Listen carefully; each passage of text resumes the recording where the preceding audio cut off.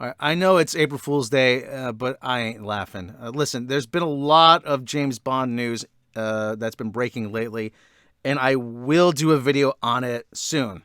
However, the news keeps changing every day, and I'm waiting for something else new to drop. But I saw that this floated across my timeline on Twitter, and I'd known about this for some time, and I'm kind of disappointed slash mixed about this. Sam Mendes Beatles Biopics. How do you pronounce that anyway? I don't know. Set release, all four movies to open in April of 2028. So we're still a ways off. So these are the four guys that are going to play the Beatles, okay? Get ready for lots more mop top in a short period of time. Sam Mendes is making 4 Beatle movies, and all 4 will be released theatrically in April 2028. The filmmaker who announced the news at CinemaCon also confirmed the much speculated casting. Paul Mescal is playing Paul McCartney. Joseph Quinn will portray George Harrison. Barry Keoghan will star as Ringo Starr. Saw what you did there. And Harris Dickinson will put on his spin on John Lennon. The 4 stars came out on stage at the Las Vegas-based trade show for cinema operators and bowed in the style that the band popularized in their heyday. Oh, well, they got that right. Here's the official logline. Each man has his own story, but together they are legendary. Mendes promised that the multi-part biopic or whatever, officially titled The Beatles, a 4-film cinematic event, will be the first bingeable theatrical experience. It's unclear whether that means the movies will be released all at once or one per week or over the course of a month. We need big cinematic events to get people out of the house. Well, that's true. Mendes told a roomful of theater owners Monday at Sony's presentation. For anyone wondering why Sony's involved, Sony owns the rights to the Beatles catalog because Michael Jackson leveraged them for their comeback, and they paid $750 million for the rest of them. So that's how that happened. Hey, listen, I'd rather have it in the hands of Sony right now than I don't know, than Tim Cook or whoever. The director, whose credits include American Beauty and Skyfall, had dreamed of bringing the Fab Four to screens for years, but didn't want to make a miniseries, and he worried that the story was too huge to fit into a single movie.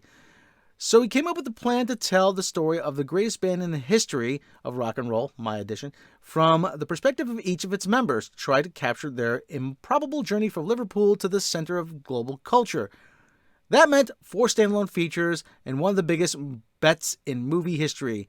It's a chance to understand them more deeply, Mendes promised. The film also is the first narrative feature to be granted music rights to the Beatles' extensive catalog of hits, such as Strawberry Fields, Let It Be, I Am the Walrus, Yellow Submarine. Why do they always throw Yellow Submarine in there? Of all songs, you throw Yellow... Why do you always... People are fixated on Yellow Submarine. And way too many others to mention here. Well, it's a Sony picture, so they probably already have... they're probably going to give them the rights, just pro bono. Mendes said that principal photography on the 4 films will take a year, a sign of just how massive an effort and undertaking this is. Tom Rothman, the Sony Pictures chief who oversaw production on certain James Cameron sci-fi epic back when he was at Fox, joked that the 4-part epic from Mendes was giving him Avatar flashbacks. We all know how that gamble turned out. Okay, yeah, okay, let's take a look here. So this guy's gonna be John. This guy's gonna be Paul. Really? Actually, these 2 guys should be swapped. This guy should be John, and this guy should be Paul. And this guy, Barry Keoghan, he's from Eternals. He most resembles Ringo, but he's more like John, maybe? I don't know. And this guy is, I guess, you throw a wig on him, I guess he could pass for George Harrison. So like I said, it looks like they got the casting here reversed. Nobody thought of that? Nobody thought of... Oh, for crying out loud. Well, listen, it's better than the Doctor Who casting, and that's a low bar already. I don't know, guys. I don't know. Listen, for those of you, do we need another Beatles movie? I'm like, really, if you think about it, there's been very few actual Beatles biography movies. There was Nowhere Boy, Backbeat, Birth of the Beatles, which was a television movie in America, but it got a theatrical release in the UK, in the EU. That was produced by Dick Clark. And the rest of them were like the Anthology, The Complete Beatles, Get Back. I mean, that's not really a theatrical release.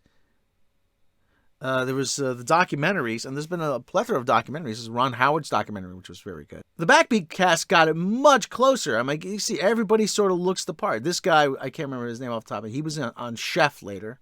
Pete Best, obviously. George is a little... Stephen Dorff looks... The resemblance to Stuart Sutcliffe is uncanny. Holy cow. Ian Hart is, is a dead ringer in this case for John. I don't know, guys. I don't know.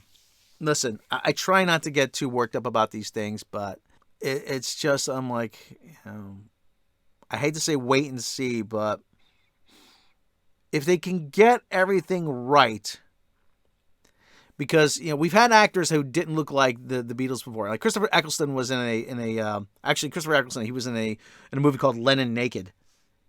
And actually, he was very good in that.